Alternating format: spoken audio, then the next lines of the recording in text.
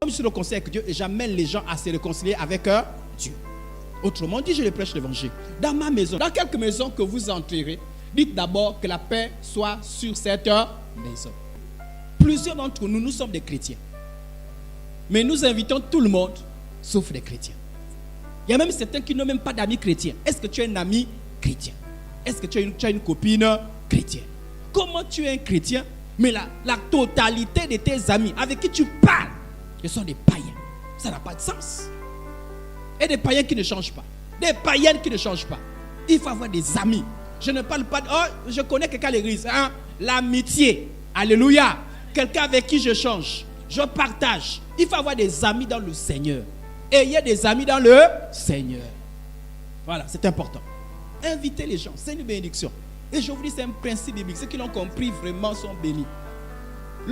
Luc 19,5. Lorsque Jésus fut arrivé à cet endroit, il leva les yeux et dit à Zachée: hâte-toi de descendre, car il faut que je demeure aujourd'hui dans ta...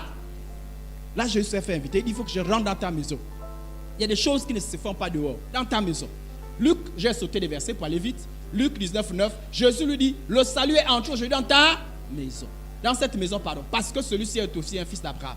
Vous savez, c'est parce que Jésus est entré dans cette maison-là que le salut est... Vous savez, Jésus n'a même pas dit le salut est entré dans la vie de Zachée. Il a dit dans cette maison. Même c'est symbolique. Mais gardez toujours aussi l'aspect symbolique. C'est important. Vous ne savez pas ce que la visite fait. Peut-être que vous avez déjà vu, mais c'est important de recevoir les saints chez vous. Le saint n'est pas que le pasteur. La soeur en Christ, le frère en Christ. C'est important. Alléluia. Marie entre, va chez Élisabeth. Elle entra dans la maison de Zacharie, le mari de Élisabeth. Et salua Élie. Dès qu'Élisabeth entendit la salutation de Marie, son enfant tressaillit dans son sein et elle fut remplie du Saint. Une visite. Parce qu'elle ne saluait pas n'importe comment, ce n'est pas les bonjours. La salutation c'était shalom. Voilà pourquoi il ne faut pas dire shalom comme n'importe comment. Shalom. Le Saint-Esprit a saisi Élisabeth, elle fut remplie du Saint. Même l'enfant a bougé, même l'enfant était touché par le Saint-Esprit. Amen. Et Élisabeth a commencé à parler sous l'inspiration du Saint-Esprit. Il dit: ah, l'enfant que tu portes toi aussi là, vraiment.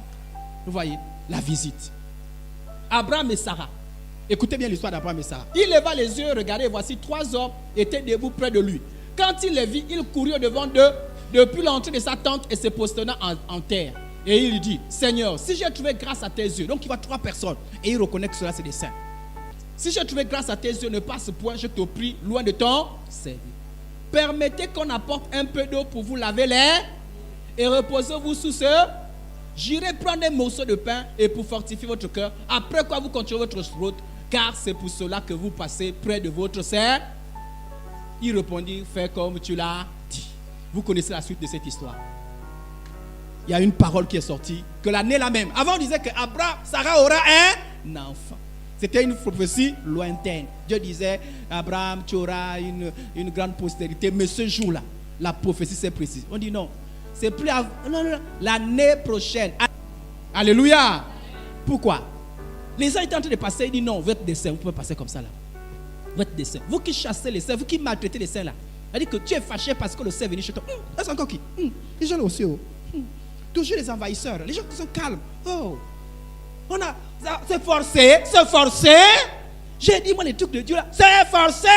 Tu parles de l'église, après tu te juges encore. Oh, le péché, ils sont trop saints. Hein, c'est forcé. Toi qui maltraites les saints là, tu ne connais pas ce que tu rates. En fait, tu soulèves le jugement. Les saints, on ne les maltraite pas, on les respecte. Alléluia. Je me souviens d'un frère en Christ qui disait que lui, il était petit, il était tout le temps maladif. Et un jour, les saints sont passés par leur maison. Et les saints ont prié pour tout le monde. Ils ont dit: il y a quelque chose de particulier pour cet enfant. Ils ont commencé à prier pour cet enfant. Et effectivement, il a remarqué que la grâce de Dieu était sur lui. Il a remarqué que depuis là, il est tombé malade. 2, la grâce de cet enfant. Et il a grandi. Il a reconnu que les choses ont changé dans sa vie. Car les saints ont prié pour lui lorsqu'il était enfant. Les autres, peut-être les parents ont oublié, mais lui, il n'a jamais oublié ça. Les saints prennent l'habitude de recevoir les saints chez vous. Mais aussi, lorsque tu visites aussi, toi tu es un saint, tu visites quelqu'un. Si tu ne sais pas te comporter comme un saint, c'est que je dis là, quelqu'un va dire: mais moi j'ai invité les saints chez moi, ils n'ont rien fait, ils sont seulement venus, on a dit bonjour, comment tu vas, tu as suivi la finale, Côte d'Ivoire, Nigeria, qui a gagné, et puis fini. Les saints. Lorsqu'on on t'invite, lorsque tu rentres dans une maison, ne te comporte pas comme un païen. Ne te comporte pas comme un religieux. Sache qu'un saint ne rentre pas dans une maison n'importe comment. Jésus a dit, quand vous entrez, déclarez la paix. Toi, tu rentres dans une maison, tu ressors, même pas une prière. Jamais. Est-ce que tu es rentré dans une maison pour dire, avant de partir, je vais prier pour cette maison? Ou bien il n'y a que le pasteur qui fait ça? Non, il n'y a pas que le pasteur. Quand tu rentres dans une maison, prie pour la maison.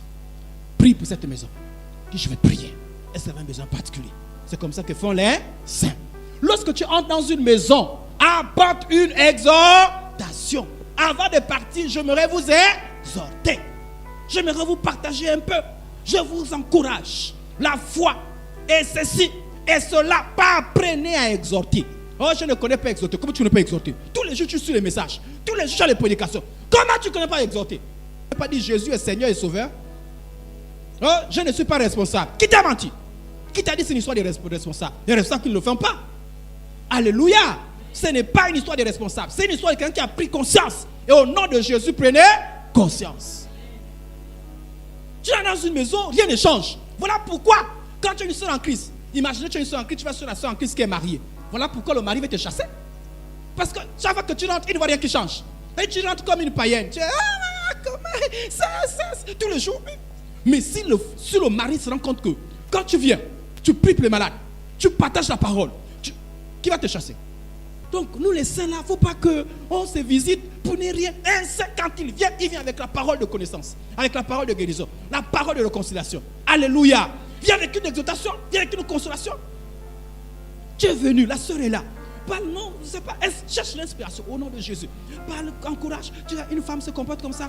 Je vais t'exhorter. Nous les sœurs, voilà, il faut avoir un grand cœur. Il faut tout ceci. Il faut croire au Seigneur. Quand tu sors là, la personne dit, non, j'avais un problème. Ou bien j'étais faible. Mais quand la sœur est rentrée dans ma maison, non, comment exhorter? Je me suis senti bien. Je me suis senti bien. Le jour que tu diras, je viens, on va bien te recevoir. Alléluia. Alléluia. Apprenez à ouvrir la bouche. Ou bien à la limite, fais une invitation. Tu es dans une maison. Dis, papa, maman, jeune, je vous invite à l'église. C'est au moins quelque chose, non? Tu as remarqué qu'il y a un enfant qui ne vient jamais à l'église. Les parents parlaient, fatigués. Toi, tu es arrivé. Dis, mon fils, viens d'abord. Tu parles de Jésus. Tu l'invites à l'église. Et à cause de toi, parce que tu as parlé, même les parents parlaient fatigués. À cause de toi, l'enfant se lève et il vient à l'église. Qui a fait ça? Ah non, le frère était à la maison. Il y a un frère qui est venu. S'il y a un frère onctionné qui visite mes enfants, et chaque fois que tu visites mes enfants, je sens quelque chose de positif. Mais j'ai même prié, je dis au Seigneur, envoie le jeune homme qui impacte mes enfants là. Mais je n'ai aucun impact. Quand tu viens, c'est pareil que les païens. On va venir faire quoi? Alléluia. Fermez les portes aux faux frères en Christ qui viennent gaspiller. C'est-à-dire quand ils viennent, c'est zéro.